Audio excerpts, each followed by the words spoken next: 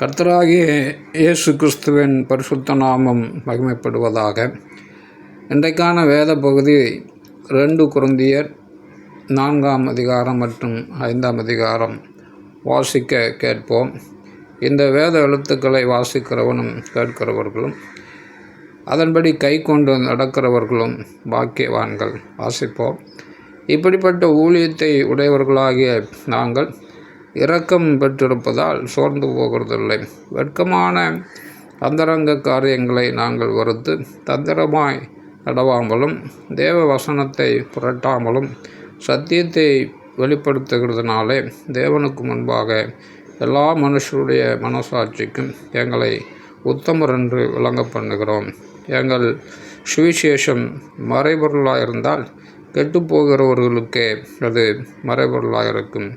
தேவனுடைய சாயலாக இருக்கிற கிறிஸ்துவின் மகிமையான சுவிசேஷத்தின் ஒளி அவிசுவாசிகளாகிய அவர்களுக்கு பிரகாசமாயிராதபடிக்கு இப்பிரபஞ்சத்தின் தேவனானவன் அவர்களுடைய மனதை குருடாக்கினான். நாங்கள் எங்களையே பிரசங்கியாமல் கிறிஸ்து இயேசுவை கர்த்தர் என்றும் எங்களையோ இயேசுவின் நிமித்தம் உங்கள் ஊழியக்காரர் என்றும் பிரசங்கிக்கிறோம். இருளிலிருந்து வெளிச்சத்தை பிரகாசிக்கச் சொன்ன தேவன் இயேசு கிறிஸ்துவின் முகத்திலுள்ள தமது மகிமையின் அறிவாகிய ஒளியை தோன்ற பண்ணும் பொருட்டாக எங்கள் இருதயங்களிலே பிரகாசித்தார். இந்த மகத்துவமுள்ள வல்லமை எங்களால் உண்டாயிராமல் தேவனால் உண்டாயிருக்கிறது என்று விளங்கும்படி இந்த பொக்கிஷத்தை மண்பாண்டங்களில் பெற்றிருக்கிறோம். நாங்கள் எப்பக்கத்திலும் நறுக்கப்பட்டும் ஒடுங்கி போகிறதில்லை, கலக்கமடைந்தும் மன முறிவடைகிறதில்லை, துன்பப்படுத்தப்பட்டும் கைவிடப்படுகிறதில்லை, கீழே தள்ளப்பட்டும் மடிந்து போகிறதில்லை.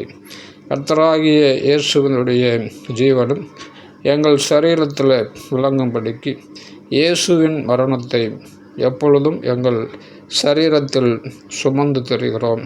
எப்படியெனில் சாவுக்கணமான எங்கள் மாம்சத்தில் இயேசு கிறிஸ்துவனுடைய ஜீவனும் விளங்கும்படிக்கு உயிரோடு இருக்கிற நாங்கள் எப்பொழுதும் இயேசுவின் நிமித்தம் மரணத்திற்கு ஒப்பு கொடுக்கப்படுகிறோம். இப்படி மரணமானது எங்களிடத்திலும் ஜீவனானது உங்களிடத்திலும் பலன் செய்கிறது.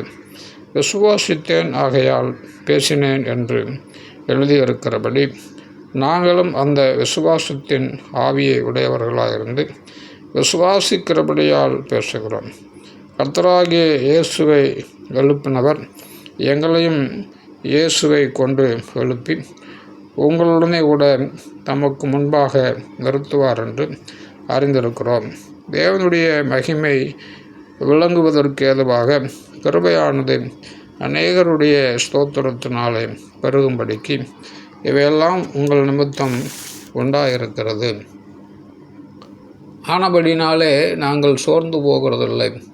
எங்கள் புறம்பான மனுஷனானது அழிந்தும் உள்ளான மனுஷனானது நாளுக்கு நாள் புதிதாக்கப்படுகிறது. மேலும் காணப்படுகிறவைகளை அல்ல காணப்படாதவைகளை நோக்கி இருக்கிற நமக்கு அதிசீக்கிரத்தில் நீங்கும் லேசான நம்முடைய உபத்திரவம் மிகவும் அதிகமான நித்திய கனமகிமையை உண்டாக்குகிறது. ஏனெனில் காணப்படுகிறவைகள் அநித்தியமானவைகள், காணப்படாதவைகளோ நித்தியமானவைகள். ஆமென். 5ஆம் அதிகாரம். பூமிக்குரிய கூடாரமாகிய நம்முடைய வீடு அழிந்து போனாலும் தேவனால் கட்டப்பட்ட கைவேலை இல்லாத நித்திய வீடு பரலோகத்திலே நமக்கு உண்டென்று அறிந்திருக்கிறோம். ஏனெனில் இந்த கூடாரத்திலே நாம் தவித்து நம்முடைய பரம வாசஸ்தலத்தை தரித்து கொள்ள மிகவும் வாஞ்சியுள்ளவர்களாய் இருக்கிறோம். தரித்து கொண்டவர்களானால் நிர்வாணிகளாய் காணப்பட மாட்டோம். இந்த கூடாரத்தில் இருக்கிற நாம் பாரம் சுமந்து தவிக்கிறோம். இந்த போர்வையை களைந்து போட வேண்டும் என்று விரும்பாமல் மரணமானது ஜீவனாலே விழுங்கப்படுவதற்காக போர்வை தரித்தவர்களாய் இருக்க வேண்டும் என்று விரும்புகிறோம். இதற்கு நம்மை ஆயத்தப்படுத்துகிறவர் தேவனே. ஆவி என்னும் அச்சாரத்தை நமக்கு தந்தவரும் அவரே. நாம் தரிசித்து நடவாமல் விசுவாசித்து நடக்கிறோம்.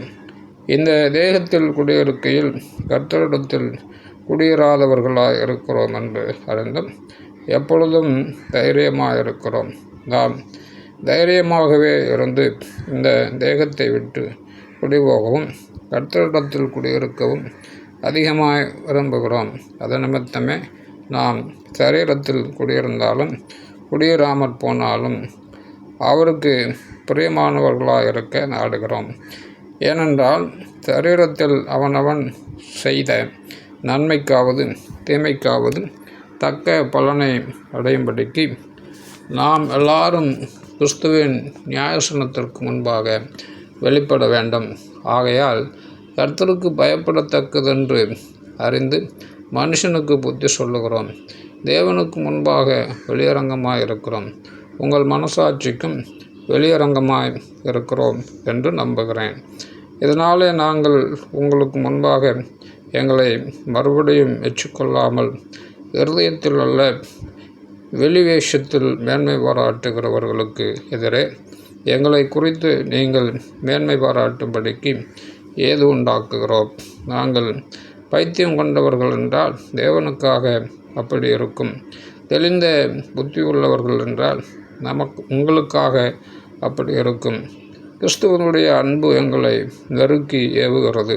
ஏனென்றால் எல்லாருக்கும் ஒருவரே மரித்திருக்க எல்லாரும் மரித்தார்கள் என்றும் பிழைத்திருக்கிறவர்கள் இனி தங்களுக்கென்று பிழைத்திராமல் தங்களுக்காக மரித்து இழந்தவருக்கென்று பிழைத்திருக்கும்படி அவர் எல்லாருக்காகவும் மரித்தார் என்றும் நிதானிக்கிறோம்.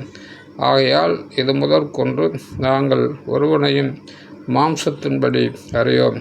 நாங்கள் கிறிஸ்துவையும் மாம்சத்தின்படி அறிந்திருந்தாலும் இனி ஒருபோதும் அவரை மாம்சத்தின்படி அறியோம். இப்படி இருக்க ஒருவன் கிறிஸ்துவுக்குள் இருந்தால் புது சிருஷ்டியாய் இருக்கிறான். பழையவைகள் ஒளிந்து போயின, எல்லாம் புதிதாயின. இவையெல்லாம் தேவனால் உண்டாயிருக்கிறது. அவர் இயேசு கிறிஸ்துவை கொண்டு நம்மை தம்மோடு ஒப்புரவாக்கி ஒப்புரவாக்குதலின் ஊழியத்தை எங்களுக்கு ஒப்புக் கொடுத்தார். அதென்னவெனில் தேவன் உலகத்தாருடைய பாவங்களை எண்ணாமல் கிறிஸ்துவுக்குள் அவர்களை தமக்கு ஒப்புரவாக்கி ஒப்புரவாக்குதலின் உபதேசத்தை எங்களிடத்தில் ஒப்புவித்தார். ஆனபடியினாலே தேவனானவர் எங்களை கொண்டு புத்தி சொல்லுகிறது போல நாங்கள் கிறிஸ்துவுக்காக ஸ்தானாபதிகளாயிருந்து தேவனோட ஒப்புரவாகுங்கள் என்று கிறிஸ்துவ நிமித்தம் உங்களை வேண்டிக் கொள்ளுகிறோம். நாம் அவருக்குள் தேவனுடைய நீதியாக இருக்கும்படிக்கு பாவம் அறியாத அவரை நமக்காக பாவமாக்கினார். ஆமென்.